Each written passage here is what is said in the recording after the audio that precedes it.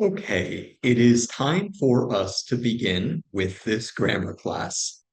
And we're going to be learning here about the topic of conjunctions. Now, what does conjunction mean? Junction is where two things join together. When two roads cross each other, we call it a junction. When we are thinking about sentence types, we use conjunctions to connect sentences together. And so we're going to be learning about that today. What are the various types of conjunction that we have and that we use in English? And these conjunctions are very, very important for the writing exam. The way that we use these conjunctions and the types of sentences that they create are a very important aspect of our grammar score. And of course, we're also going to be using conjunctions in our speaking exam. So we're going to begin by looking at the first category of conjunctions. And these are the most basic type of conjunction that we have in English. To introduce us to them, we are going to be reading a text about going to the cinema. And so let's read this together. My friend invited me to go to the cinema with her, for she had two free tickets. I agreed, and we decided to watch a comedy.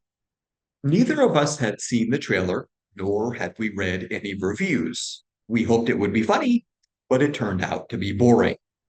We could have left the cinema, or we could have switched to another movie, yet we stayed until the end, hoping for a twist. That twist never came, so we wasted our money, our time and money on a really bad film. We have here in this text, we have seven conjunctions. I'd like you to take a moment and look at them. For, and, nor, but, or, yet. So these are the most basic types of conjunctions that we have in English. And so we're going to begin by understanding a little bit better what are these basic seven conjunctions. We call these basic seven conjunctions this. They are called coordinating conjunctions. What does that mean? It means that this type of conjunction connects two independent sentences. That means that each of the sentences could be a sentence alone. If it was alone, it would still be a complete good sentence. It would make perfect sense. What we've been looking at so far are basic coordinating conjunctions, the fanboys.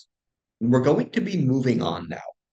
And this is where what we're going to learn becomes super important for your writing exam. In our writing exam, our grammar score is very much based on our usage of complex sentences. We were learning about fanboys, which create compound sentences. Compound sentences are good, you should have some, but they don't have the same score increase power as complex sentences. So we're going to be looking at a second type of conjunction, and these create compound sentence. Let's look at another text about going to the cinema. Seeing as it was raining, we decided to go to the cinema. We booked seats online in case the film had sold out. It was good we had done this because once we arrived, we saw a long queue for tickets. Inside, however, I found someone sitting in the seat I had booked. No matter how nicely I told him that the seat was mine, he wouldn't move. I guess he thought he could sit wherever he wanted.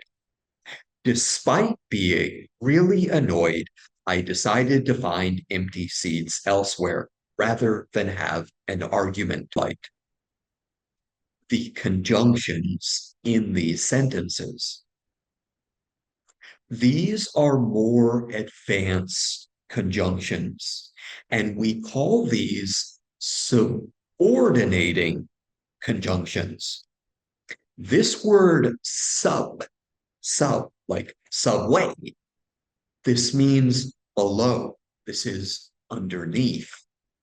So we're going to be looking at these subordinating conjunctions, and we're going to be first identifying the purpose.